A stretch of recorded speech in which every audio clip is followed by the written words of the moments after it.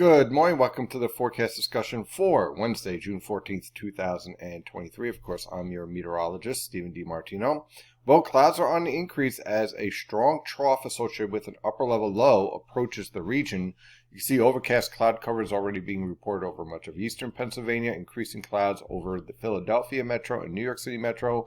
Clear skies for the most part as you head out towards Connecticut and Long Island, with temperatures ranging from the mid to upper 50s over the northern interior, lower to mid 60s in your suburbs, and mid to upper 60s in your urban areas or down towards southern New Jersey, with winds from the southeast around 5 to 10 miles per hour. As you can see, off to our west into central Pennsylvania, we're starting to get reports of rainfall ranging anywhere from light to heavy. And you can tell that by the visibility that's shown up here. When you see 4 miles, 3 miles, areas like that, that's usually your moderate to heavy rainfall. And when you get up closer towards 10 miles in visibility, that's usually your lighter rainfall. So it's a pretty good way of trying to see what the observations are versus our radar, which, as you can see, is pretty vigorous. Now, this is all associated with an upper level low, which I'm going to show in the satellite picture.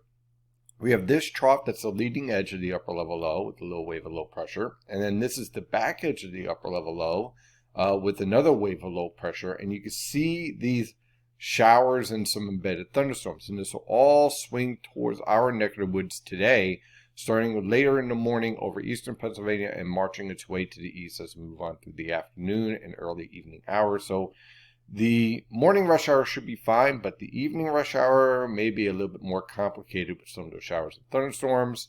Oh, and by the way, if you're heading out to the Mets versus Yankees game at Citi Field, might be a bit of a delay at the very start of the game with this rainfall, but it should clear out by certainly after 8 p.m. So again, could be a delay, but they'll get the game in. Let's take a look at some of the satellite data. Now, this is the infrared satellite picture, and you can see the cloud tops getting colder here as this upper level low is approaching. It is pretty clear that we have an upper level low here. Now, the difference between this setup and the setup we were dealing with last week is all about location.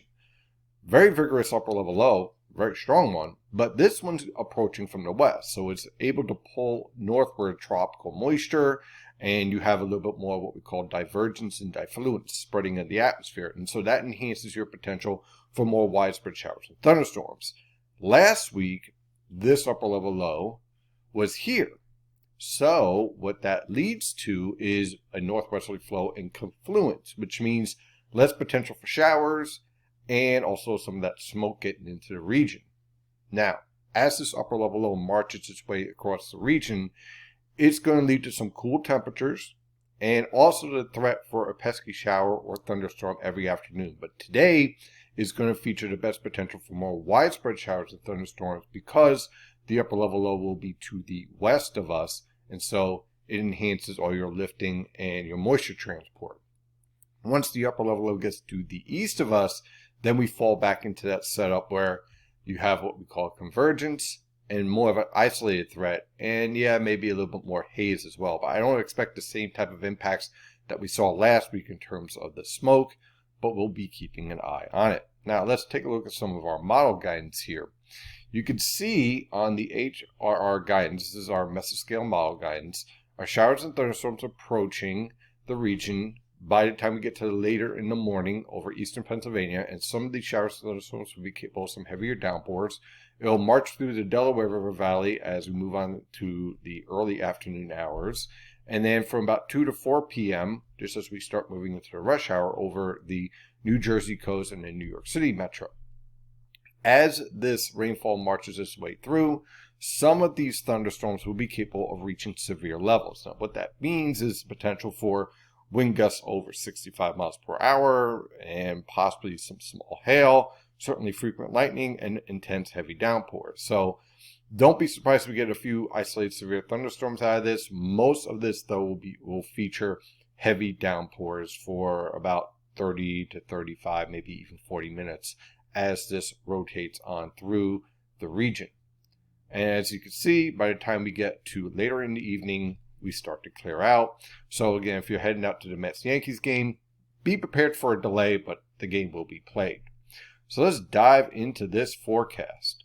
For today, look for the threat for showers and thunderstorms through this afternoon with temperatures rebounding into the lower to mid-70s over the northern interior, lower to mid-70s along the coast, and upper 70s to lower 80s in the Delaware River Valley.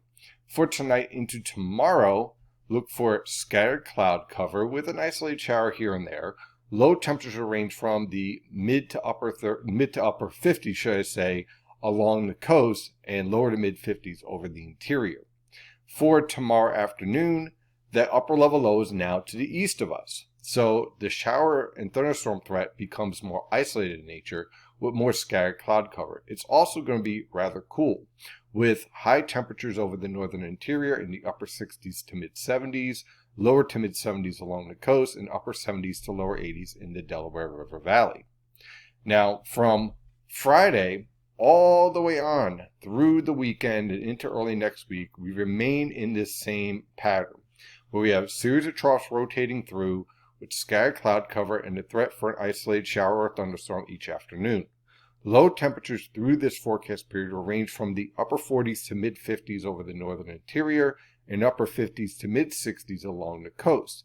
High temperatures will range from the upper 60s to mid 70s over the northern interior and mid to upper 70s along the coast, upper 70s to mid 80s in the Delaware River Valley. Now, why the range?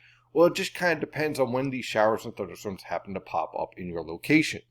If they happen during the middle of the day, then your temperatures are going to be a bit cooler, stuck more in the 60s and 70s.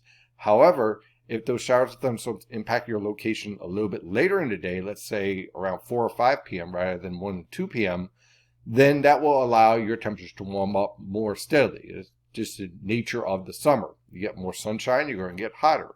So, as a result, we're going to see this range in temperatures all over the place depending on where those showers set up each day. By the time we get to Tuesday, we have an area of low pressure that's going to be organizing to our south, and that's going to introduce the potential for showers coming in off the Atlantic Ocean. We get more of an easterly wind with high pressure to the north of us. So if you're in Connecticut, the Hudson River Valley, the Poconos, you'll deal with more scattered cloud cover with isolated shower here and there. As you head down towards the Jersey Shore, Philadelphia, Cape May, Atlantic City, that's where you have a higher potential for more scattered showers. So temperatures on both these days will range from the lower to mid 50s over the northern interior and upper 50s to lower 60s along the coast for lows. High temperatures will range from the lower to mid 70s throughout much of the region. If we get more steadier rainfall over southern New Jersey, we may actually end up staying in the 60s, which would end up being much cooler than locations in Connecticut because you have cloud cover and rainfall. So certainly a very interesting pattern to say the least, and there is literally no sign whatsoever of any hot and humid conditions, no prolonged heat waves or anything of that nature, at the very least for the next 10 days. That is your forecast discussion for today. Have a wonderful day, and as always, stay safe out there.